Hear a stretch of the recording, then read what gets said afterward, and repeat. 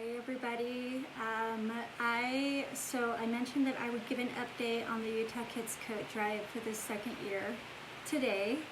I am running a little behind. I spent about 12 hours at work today, and apparently my cat wants to come on. But anyway, I wanted to, because I committed to doing this today, I wanted to provide y'all an update. And I'm going to move my cat. She keeps trying. She loves the camera. So I am just going to go straight to it because I want this to come straight from my heart. I want this to be as unscripted as possible. It's why I look like this. It's why I'm doing this without a 2 still. I'm supposed to get this replaced on Wednesday. Just a heads up, if you comment, I will probably not address it here in the video. However, if you do comment, I will respond via text after this is over. But I have a lot to cover, and I just want to go forward. So those of you who are tuning in about the second Utah Kids Coat Drive, what I've decided to go ahead and launch again for this year. Thank you. Please stay tuned. Lots of good and important information is coming. Okay, so basically, I want to tell you guys something. So I was hesitant about launching this for this year because 2020 has been tough. It's been tough for all of us. Even people who last year were doing really well, a lot of them aren't.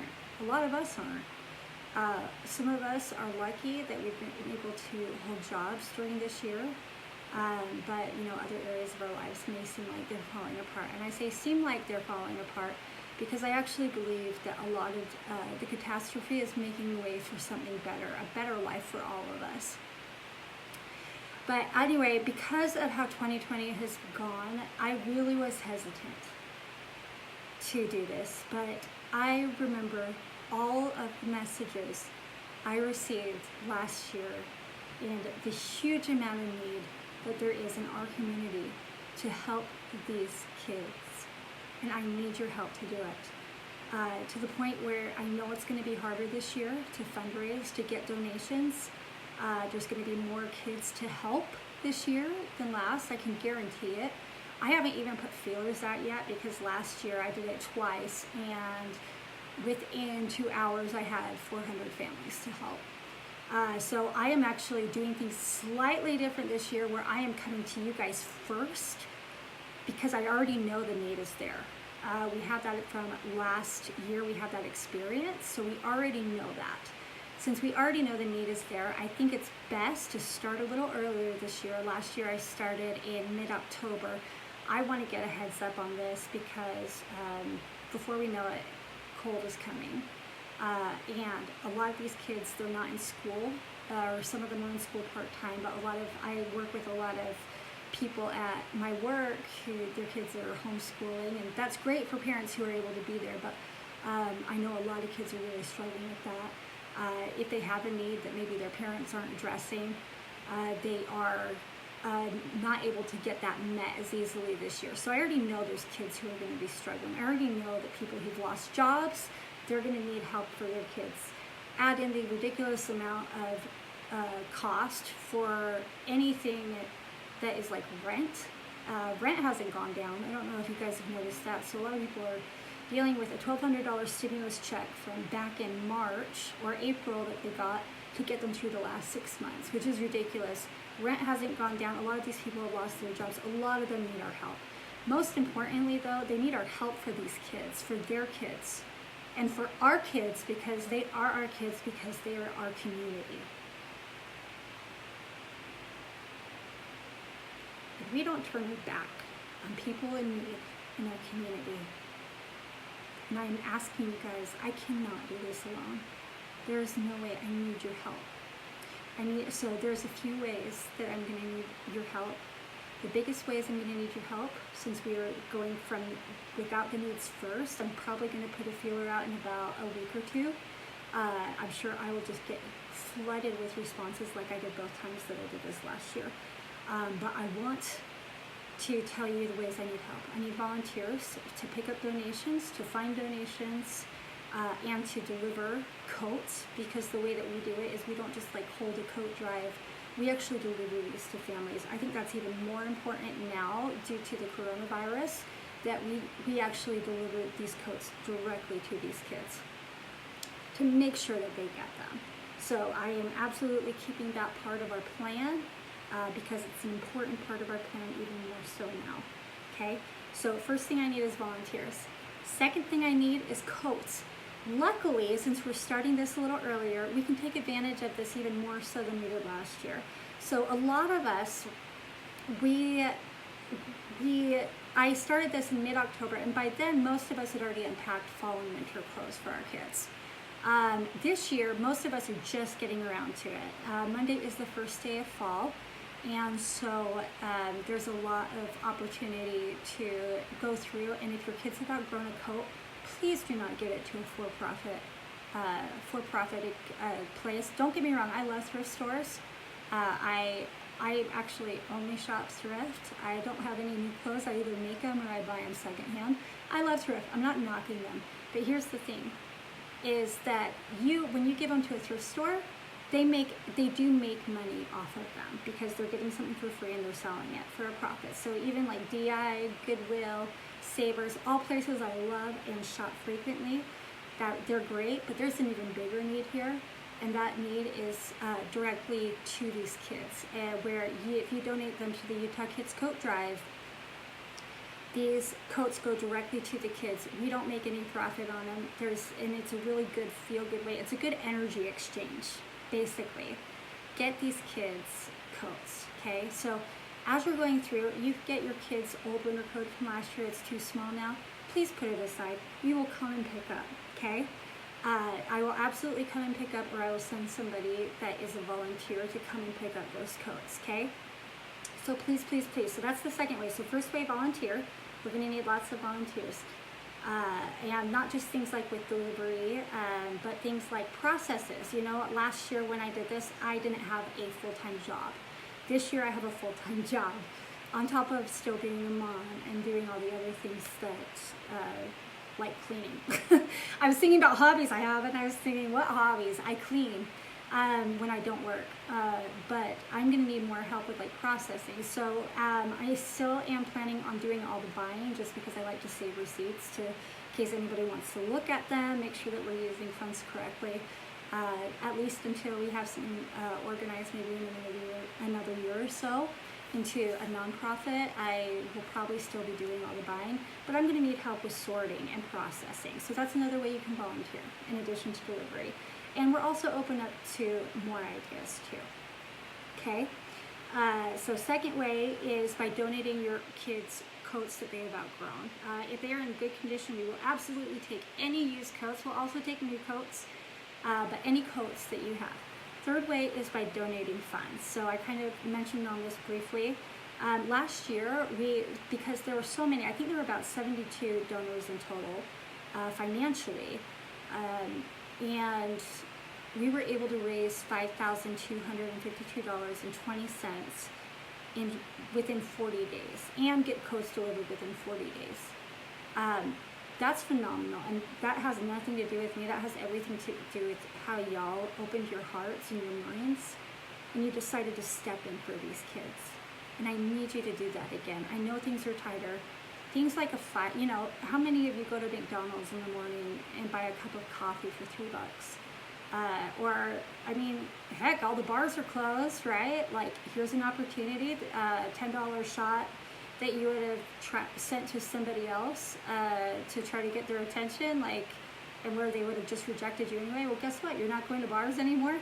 Give that money, okay? I track all money. We don't even use the money to reimburse volunteers for gas. We absolutely do not. Every single cent goes to purchasing coats that we have not had donated, okay?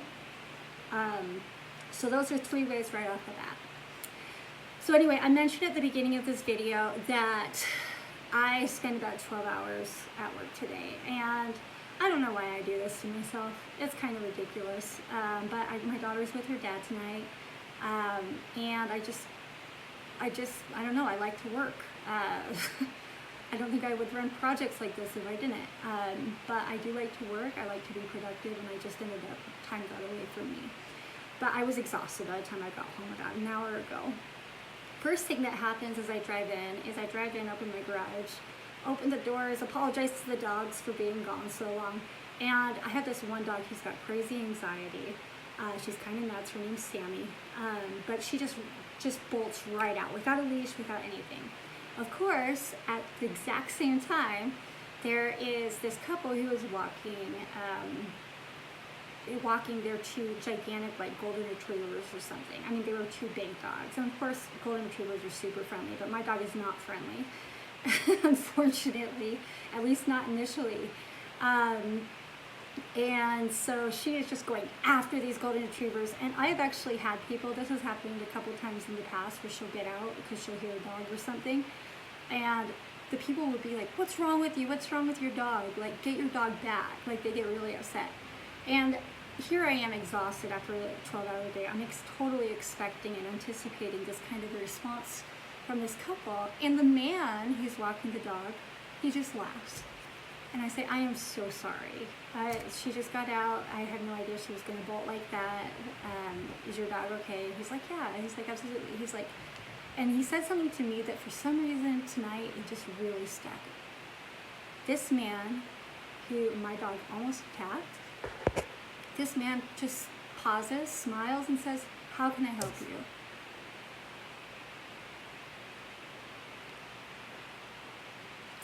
And you know, in 2020, as much as we've all gone through, I feel like we've also all been very inwardly focused because, you know, when life's kind of going down the drain, it's normal to do that.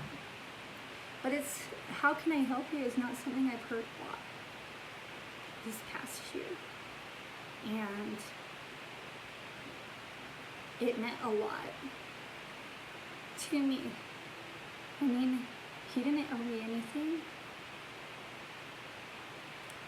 If anything, I owed him something because my dog tried to attack his dog. But instead of reacting, he proacted. And he asked me, how can I help? And so after getting my dog settled in, I came back inside and started really thinking about how I want to address this update on the second Utah Kids Coat Drive. And, you know, my mind's been at work the last 12 hours, so I kind of relaxed for a minute. And I just started going through, scrolling through luckily I tagged all of my posts in Utah Kids Coat Drive, and so they were easy to find from last year. But I just started going through the posts, seeing the photos of the happy kids and their coats, and reading the whole journey and the entire process. And I actually ended up, there were several thank yous and asks and other comments. And I wrote 2.5 pages of notes because I want to share those with you. Last year I shared them via screenshot form, but I never really spoke them out loud. And I think that hearing them out loud, it hits different. And so I want to show you guys, by reading their words to you, what kind of difference this can make, okay? So the first is, I'm going to tell you about a woman who contacted me. So this woman was previously homeless, and she had 8 months prior gotten into housing. And anybody that knows like affordable housing on knows that the lists are ridiculous. It's a total joke. It makes me upset because this is a passionate area for me, and it's because of these kids.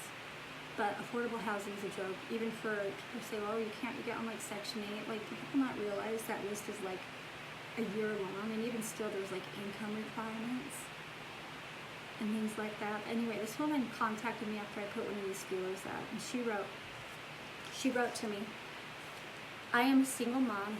We were homeless 8 months ago. We finally got a place to live. I get help with my 3 little ones, but my teenager has nothing and he's freezing cold. And I'm barely surviving, struggling to just keep a roof over our heads. I have no family, no friends, nothing, and he has no father. He needs a coat so bad, please. So I posted that. You guys immediately stepped in because you guys are awesome. and you made that happen. So anyway, she sent a response. Keep in mind, this is in November, okay? So they were pretty desperate times too, because it was like 0 to 15 degrees for like 2 or 3 weeks last November. It was nuts. But this was her response. She said, "You really did help. We've been homeless the last year. My son got a job to help out, and I don't even have money or gas to get him to his job, so the coat was beyond a blessing."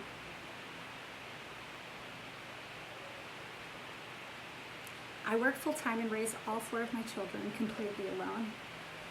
It's just really hard choosing what little money I get goes to which kid. Usually it goes to rent, but I won't, because I won't put my kids back on the streets. Thank you again. So that's pretty awesome. Let's see.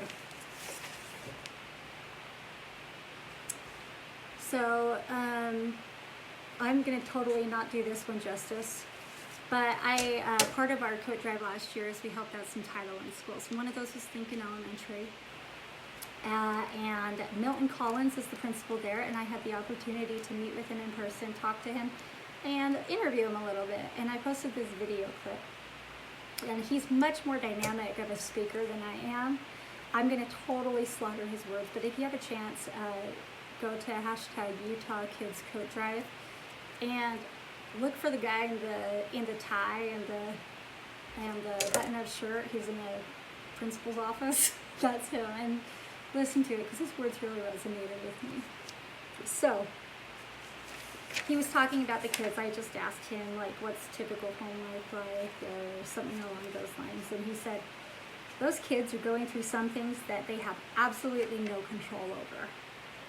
But when they come here, we have control over making them happy, making them feel safe and welcome and wanting to be here. We have control over that. Did you know that for some of our kids, this is the only meal they're going to get? You know, for some of our kids, that's the life that some of them are living. You know, I lived in poverty, but I told my mom, "Mom, I want to be the one who breaks that cycle."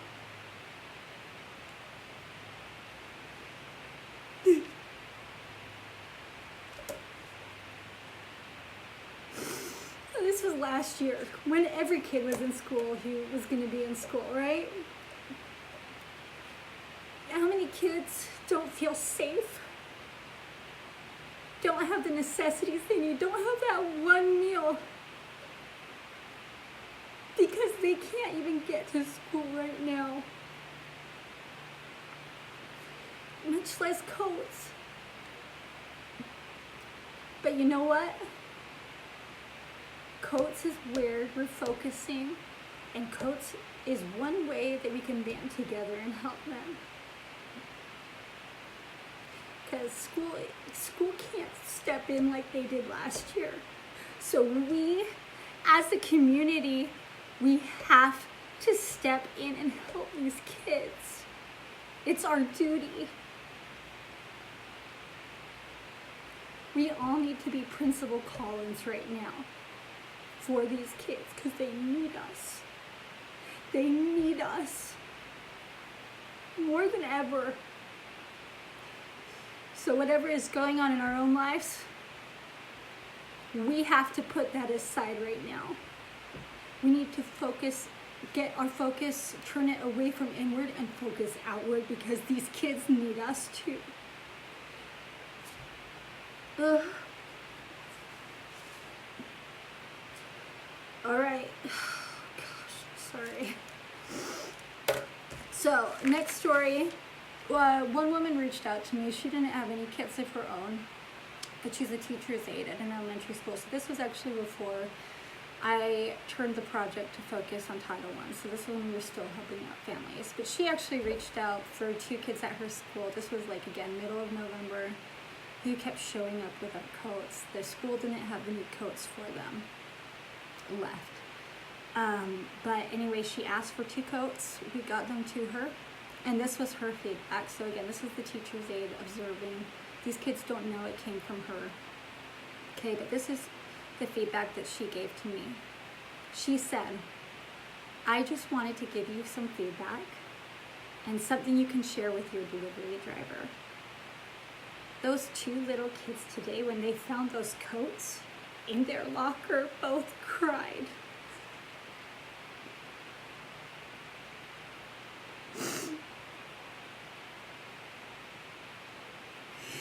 They were so excited. Their teachers had to make them take their coats off. They wanted to wear them all day. So please share this with whomever you feel needs to hear it. Last year, you guys made that difference. Because without you, those 2 kids would have been cold. Those reactions would have never happened. It's only because of y'all that happened last year, and we need to make that happen again this year.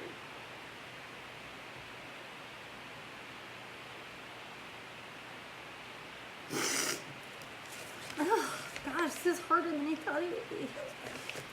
Okay, another feedback from another mom that we helped out.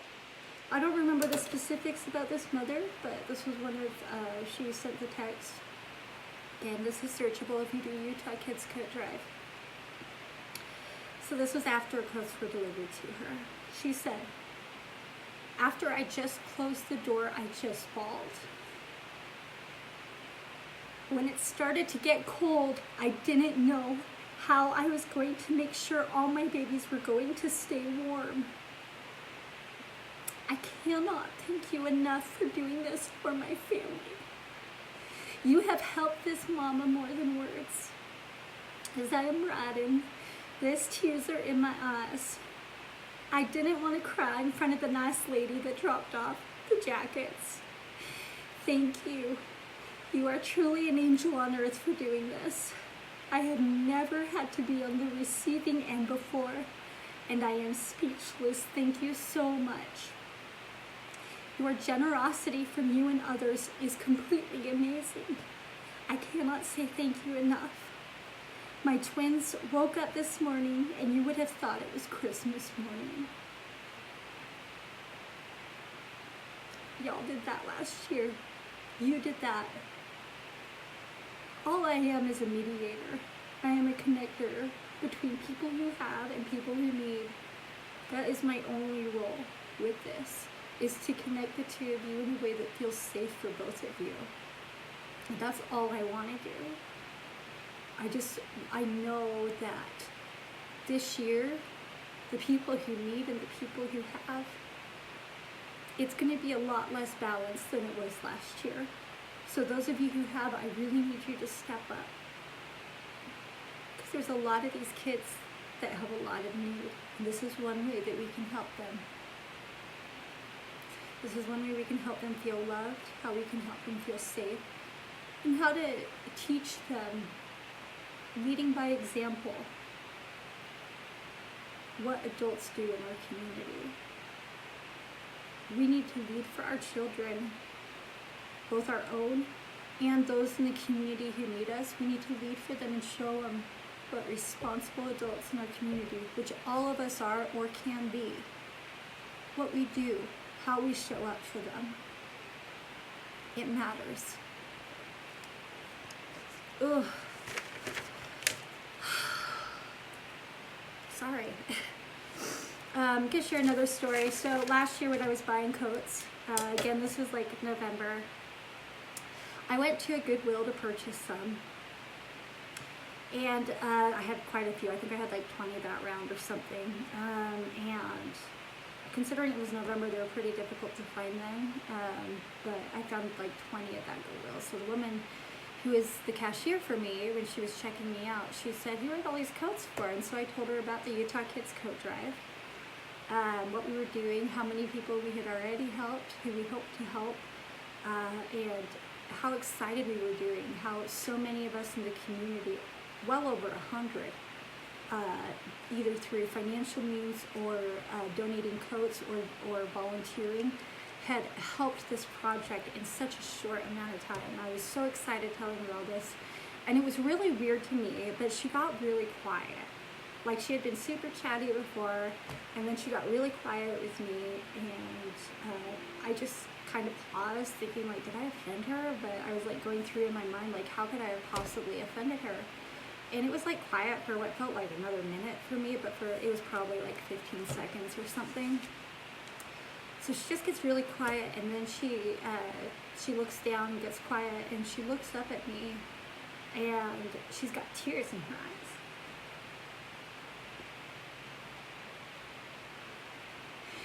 And she said to me, I know how it feels to be on the receiving end of someone giving me a winter coat.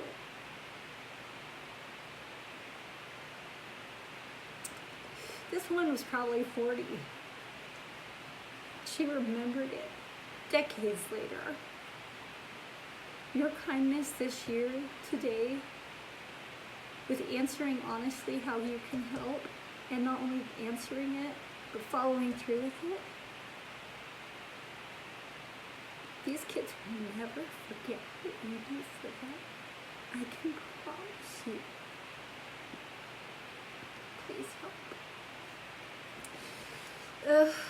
Gosh, I'm glad I didn't write anymore. I have one more. Not about the coat drive, but also from a woman who is very successful now. She has a very successful career. She was actually one of our volunteers who donated coats. So I met her when I went to pick up her coats. And after, she thanked me for doing this project, which was very kind of her. And she also said, I grew up in poverty, I get it. And I was like, oh. And, by this point, I think we were about a month into the project.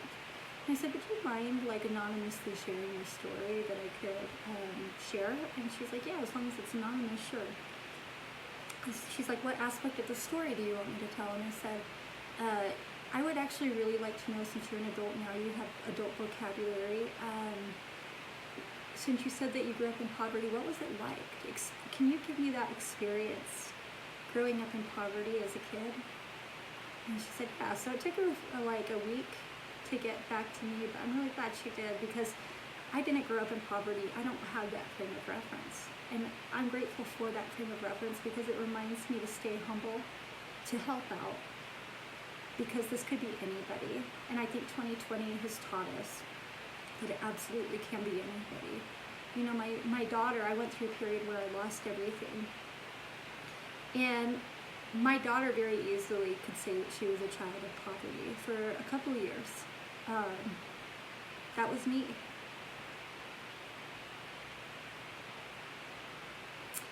And as a parent, I can't tell you how guilty I feel about that. Even still, even though I'm no longer in that position, how hard it is even still to know that my daughter had to struggle. She will have an experience that I can't relate to as a child. And I think it's important to hear in a language that us adults can understand how it does feel. So she wrote this to me, and this is her quotes. She said, growing up in poverty, it can be shameful, like you're worth less than your peers.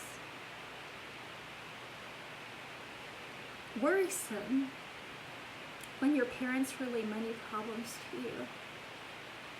Confusing when you're little and don't understand why you can't go on vacation like other kids, or only ever get used toys for Christmas and never something new.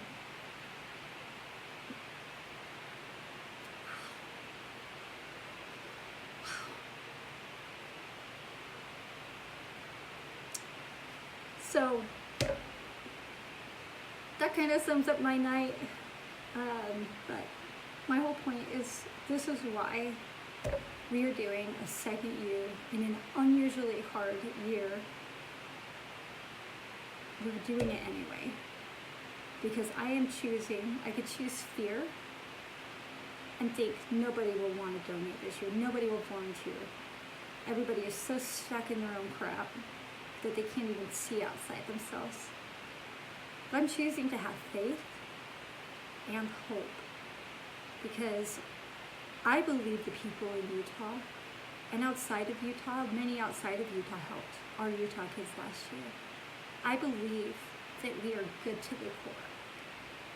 And I believe that when life puts us down and kicks us while we're down, that it is an opportunity for us to shift our perspective, to pull us back out of it. And I have learned through personal experience, the only way out when you're dealing with something hard, whether that's an emotionally hard thing, or a financially hard thing, or a myriad of other hard things, the only way to pull yourself out of it is to stop spending so much time inward. And granted, I spent a lot of time inward when I was going through my crap, okay? But the only way I got out of it was by serving others, was by like opening my eyes and just shifting my perspective for a minute and seeing that there are other people who need help, more help than I do. Like that man who asked me tonight, how can I help? This is how I can help. I can be an intermediator, a mediator between the people who need and the people who have. Because I know both of you. I have been both of you. I have been both of you. And because I am in this unique position where I have been and I have had, I can be an intermediary, and our volunteers can. But if you have, whether it is time, resources, or money, please help. I fully believe, it's taken a couple days, but I fully believe that we can make this year, 2020 Utah Kids Coat Drive, I believe we can make it even more successful than 2019. 2019, by all measures, was extremely successful. And I have faith and hope and trust in the Utah community and those who want to help out the Utah community of kids in our community. I believe in us. I believe in what we can do together. Let's do this. But I need your help. So again, if you can help out in one of those three ways, volunteering, your time, whether it is for delivering or finding donations or processing and sorting donations, whether it is donating your kids' coats, right now people are pulling out their coats, getting ready for the fall-winter season. Your kid outgrew a winter coat that's still in good condition, or whether it's donating money. Whether it's even if it's $3, $2, even $1. I am going to put my VENMO account, I'm going to start collecting money tonight. And again, all money raised goes directly to buying coats. I have no doubt this year that we are going to have way more of a need than last year. I'm actually a little scared to ask, but I'm going to. But I'm going to need your help. Because we can. We are the masters of our own reality. We can make this happen.